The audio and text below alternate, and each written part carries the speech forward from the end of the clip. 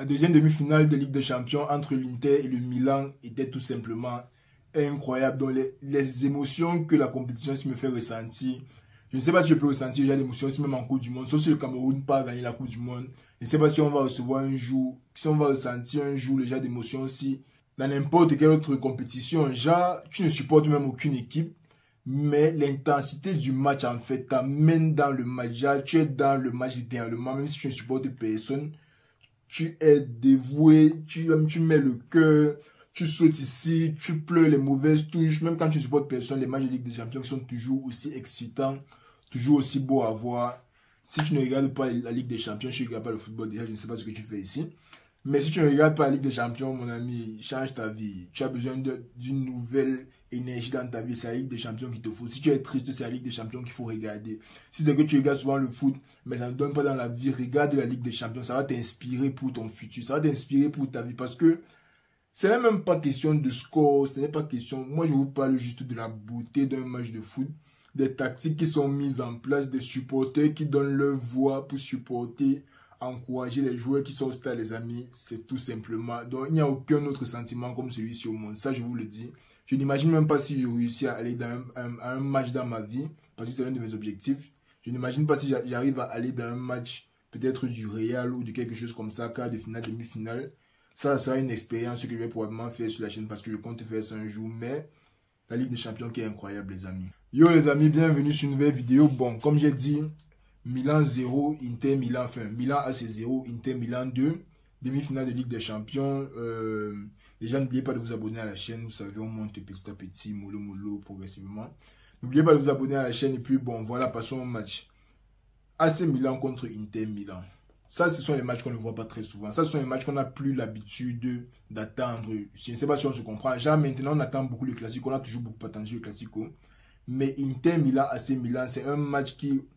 Certes, c'est un grand match en Italie, mais c'est pas comme si quand ça va arriver en Série A, tu vas venir t'asseoir devant ta télé que tu vas absolument regarder le match. Genre, il y a des gens qui n'en ont rien à faire du match Inter AC Milan 2023. Mais quand tu arrives en demi-finale de Ligue des Champions, quand tu vois le statut des deux clubs, l'histoire des deux clubs, le fait que les deux clubs soient dans la même ville, non seulement dans la même ville, mais qui jouent dans le même stade, tu sais que ça sera un grand match obligé, forcé.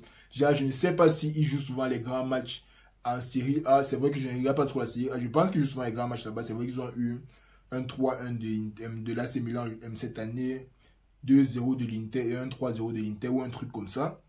Mais quand tu vois que c'est en Ligue des Champions, ça t'amène à regarder le match. Et tu n'es pas déçu par le match. Déjà, tu ne peux pas être déçu par le match. Le seul match qui va te décevoir, c'est la finale de 2019, Liverpool contre Tottenham. Ça, c'est le seul match de Ligue des Champions.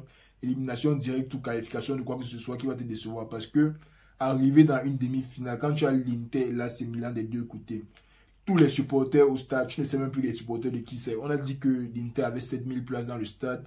Mais les bruits que j'entendais après le but, donc les chants que j'entendais, ça consommait tous les chants du Milan parce que dès l'entame de match, déjà, moi je voyais ça un match très équilibré. Déjà, je ne savais pas que Leao n'allait pas jouer.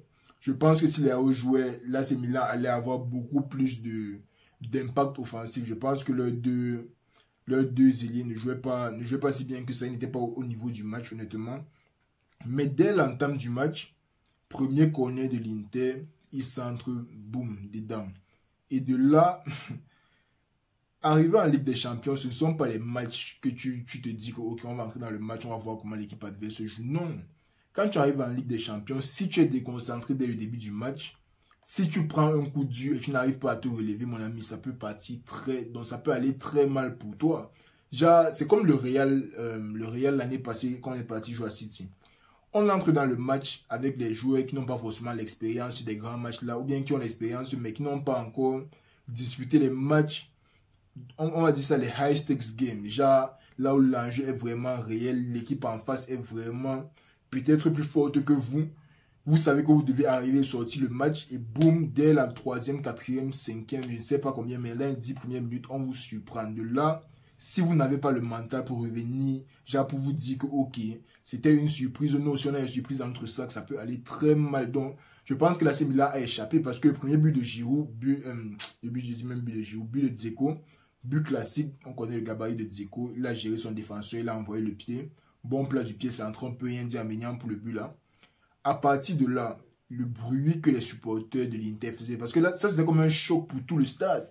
Que mince, dans les 10 premières minutes, les gars viennent nous agresser comme ça, c'était un choc. Et ils n'ont même pas encore eu le temps de se remettre du choc là, de se reprendre mentalement, de se remettre en place.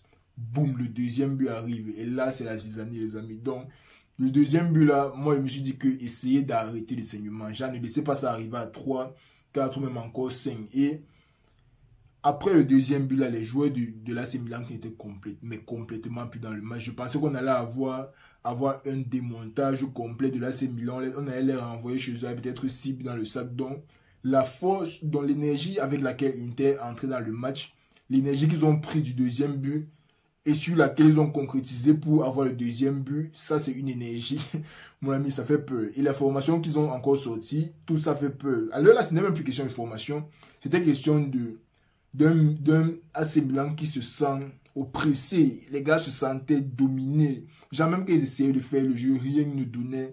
L'Inter qui avait tous les bons ballons, je dis après le deuxième but, l'Inter qui avait tous les bons ballons, ils avaient toutes les bonnes actions. Mike Maignan qui a dû sauver plus d'une fois. Ils ont été sauvés par le poteau, ils ont été sauvés par les hors-jeux. Je pense que là, l'AC Milan a été vraiment chanceux de ne pas avoir pris 3-0 ou 4-0 en première mi-temps.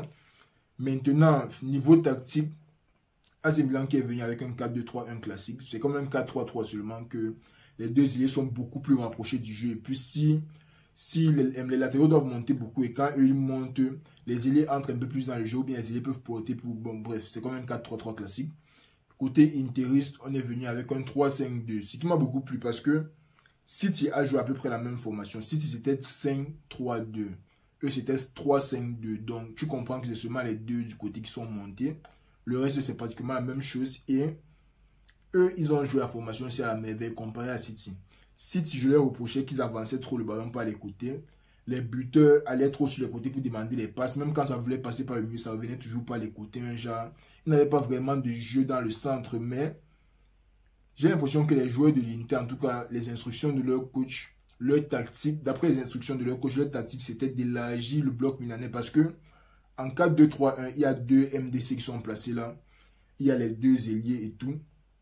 Mais quand les deux ailiers interistes montent, là, ça met directement... Donc, ils se placent entre, disons, les latéraux et les MDC. Ce qui force l'un des deux à sortir. Ce n'est pas le latéral qui sort, c'est l'MDC. Maintenant, les deux buteurs, Dzeko et Lautaro, regardez le match retour. Pensez à ça quand vous regardez le match retour. Regardez les mouvements des deux là. Les deux là, ils bougent toujours. Je ne sais même pas comment je dois dire ça. Les gars bougent, les gars bougent genre... Leurs mouvements se suivent, leurs mouvements, ils bougent ensemble, ils jouent ensemble à tous les moments du match. Tu ne vas jamais voir une situation là où un parle, ou un sur s'enfermer, l'autre est de l'autre côté, il ne sait pas quoi faire. Non, si un vient, l'autre avance. Le tel soit de quand les deux avancent vers le ballon, les milieux de terrain ont l'espace maintenant pour monter par derrière. Genre, eux, ils aident à garder le ballon du côté-ci. Les trois milieux de terrain ont l'espace pour monter. Étant donné qu'ils jouent avec trois défenseurs de base, le latéral de l'autre côté peut monter tranquillement. Enfin, l'ailier de l'autre côté, il est là devant. Mais il jouait défensivement sur un latéral. On connaît défensivement sur un latéral. Offensivement sur un milieu gauche ou un ailier. Ça lui permet de monter et apporter son support offensif. Et c'est comme ça qu'ils ont marqué le deuxième but. Sur nombre là-bas sur le côté. Dzeko qui fait comme s'il est trop intéressé. Le temps que le ballon revienne au milieu, les gars se rendent compte que tout le MDC, le latéraux, tout ça ont été aspirés d'un côté. Ballon facile au milieu, la défense est éclatée comme les fesses. On a fait ça au AC Milan plus de 6 fois aujourd'hui. Je regardais le match comme c'était le film. Je ne savais pas ce qui se passait, mais je comprends. C'est même pas que les gars défendaient mal. Bon, ils défendaient mal, c'est même pas question de ça. Mais c'est même pas qu'ils sont nuls. C'est juste qu'ils étaient pris par l'occasion. Menés 2-0 après 10 minutes. On ne sait pas quoi faire. On fait quoi? Les gars nous dominent. Ils font ce qu'ils veulent. Et les joueurs de l'Inter ont joué sur ça. Ils ont bien joué leur match. Bien attaqué leur match. Les occasions qu'ils ont eues, ils les ont bien prises. Même comme je pense qu'ils auraient pu marquer troisième, même si en deuxième mi-temps, ils auraient pu. Mais l'Inter qui a bien joué son match. Maintenant, là, on va à la mi-temps. Arrivé en deuxième mi-temps, le match qui change, mais complètement. Genre, tu sens qu'à la mi-temps, les gars ont vraiment parlé. Ils se sont dit que, ok, ça ne sert peut-être à rien de paniquer parce que les formations n'ont pas vraiment changé entre les deux mi-temps. Juste que les joueurs de la Milan se sont dit, ok, ça ne sert à rien de paniquer. Il y a encore un match retour. Il y a encore 45 minutes à jouer dans le match-ci. Restons posés, restons tranquilles. abordons le match comme on le fait souvent, on les a déjà tapé cette saison. Donc c'est le genre de talk là qu'il faut dans les vestiaires à la mi-temps pour remettre une équipe qui est déjà forte en place. Parce que quand on vous mène 2-0 comme ça, deuxième mi-temps, on peut aller vous mettre 3 ou 4-0. Mais si vous ne revenez pas dans le match, mais la mi-temps vous donne justement le temps de parler.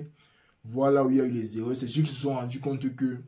Bon, je pense qu'ils se sont rendus compte que les gars les attiraient beaucoup sur les côtés. Parce qu'en deuxième mi-temps, ils étaient beaucoup plus solides défensivement. Certes, il y avait toujours des espaces. L'Inter qui ressemblait vraiment à l'équipe la plus forte, étant donné que offensivement AC Milan, c'était pas trop ça. Mais les joueurs d'AC Milan, tu sentais vraiment qu'ils jouaient comme une équipe qui est top 5 en série A. Genre, ils étaient beaucoup plus posés dans les déplacements. Les joueurs qui prenaient les meilleures décisions, les ailiers qui essayaient d'être un peu plus percutants. Malheureusement, ils n'avaient pas Leao. Moi, je pense que Leao aurait été un game changer. Surtout qu'ils s'entendent bien avec Giroud, ils ont une bonne complémentarité. Donc, ils allaient sûrement bouger la défense de l'AC Milan, de l'Inter Milan d'un côté, ou bien d'une façon ou d'une autre, mais malheureusement, il n'y avait pas Leao. Quand tu veux gagner la Ligue des Champions, tu ne peux pas dire que parce qu'il n'y avait pas Ronaldo, on n'a pas pu gagner. Si c'est Ronaldo qu'il vous faut pour gagner la Ligue des Champions, c'est que vous êtes nul. Encore que Leao, c'est un peu un Ronaldo. Donc, peut-être que c'est Ronaldo de l'AC Milan, mais ce n'est pas un Ronaldo. Donc, ils doivent pouvoir s'en sortir sans Leao. Je pense qu'ils s'en ont bien sorti en deuxième mi-temps. Genre, ils ont joué leur jeu. Ils ont eu les ballons. Peut-être qu'ils n'ont pas concrétisé le dernier geste qui pêchait parfois. Giroud qui n'avait pas assez le centre d'après moi, ou bien il était trop isolé dans la surface, ce qui faisait que même quand le centre venait, tous les joueurs étaient sur lui, tous les joueurs savaient que c'est lui qu'il devait barrer d'abord. Donc Giroud n'a pas eu son meilleur match malheureusement, mais ça se comprend, c'est la Ligue des Champions, tu ne peux pas entrer dans le match et être déconcentré, parce que si tu prends les 2 buts là, et toi tu n'as pas la faculté à mettre 2 buts maintenant de ton côté, les autres ont déjà toute la confiance et tout, ça peut se passer très mal. Je pense quand même que le Milan était très chanceux, vraiment chanceux de seulement encaisser 2 dans le match, s'ils doivent se reprendre. Il y a encore 90 minutes à jouer. C'est ça qui est bon en Ligue des Champions. Il y a encore 90 minutes à jouer. Tout n'est pas perdu. Il faut juste remettre les choses en place pour attaquer le deuxième match. Et ça serait intéressant de voir comment ils peuvent attaquer le deuxième match là sans Leao. Parce que moi, je ne savais pas qu'il n'y avait pas Leao. Mais maintenant que je sais que Leao ne va pas jouer le deuxième match aussi, ça serait intéressant de voir comment ils vont attaquer le match là avec les mêmes joueurs qu'aujourd'hui. Parce qu'ils ne vont pas changer grand chose. Zlatan qui n'est pas enregistré pour les compétitions européennes. Leao qui est blessé. Benasek s'est blessé aujourd'hui aussi. Gros coup de jus pour les gars, mais comme j'ai dit, tu ne peux pas compter sur 1 ou 2 joueurs pour gagner la Ligue des Champions. Malheureusement, c'est 2 de leurs meilleurs joueurs, mais on va faire comment? C'est la compétition, c'est même pas les joueurs intéressés qui les ont blessés, donc on va voir la semaine prochaine ce qui se passe. Très beau match d'Andrew Nana, je tenais à préciser ça. Si, de toute façon, il se comporte à Inter, là, il se comportait comme ça au Cameroun, il allait aller loin, mais on s'en fout, il est en demi-finale de Ligue des Champions, il a déjà un pied dans la finale. Maintenant, le match de la semaine prochaine qui sera encore plus chaud. C'est dans le même stade, ce qui aura la même ambiance. Les tam-tams ici, les sifflets par là-bas. Chaque occasion, on ne sait même pas qui est à domicile. Mais je pense que les deux équipes vont vraiment apporter un beau jeu, surtout avec l'AC Milan qui essaie de revenir dans le match. Là, je pense qu'ils vont un peu plus se découvrir dès la première minute. Pourquoi pas nous marquer 2 buts en 10 minutes comme aujourd'hui? Rendre la demi-finale, le retour complètement folle, on n'en sait rien. Mais bon, c'était tout pour le match d'aujourd'hui. Encore une belle soirée de Ligue des Champions. Demain, il y a Europa, compétition que je déteste d'ailleurs, donc je ne sais pas si je vais faire le débrief, mais je pense que Real joue samedi en journée, donc je vais sortir le débrief du match. Là, ça doit être un match d'entraînement pour le retour contre City. J'espère qu'on va mettre les joueurs comme Hazard, les Odriozola, tous les fous gars qui ne jouent jamais là. J'espère qu'on va les mettre pour opposer les stars. Peut-être avec un Benzema, bon, un Vinicius et Rodrigo en attaque. On va voir. Mais j'espère vraiment qu'on aura un beau match samedi. On se reprend la semaine prochaine aussi pour... Pourquoi j'oublie toujours ce que je dois dire? On se reprend la semaine prochaine pour les matchs où ils tournent ensemble, les amis.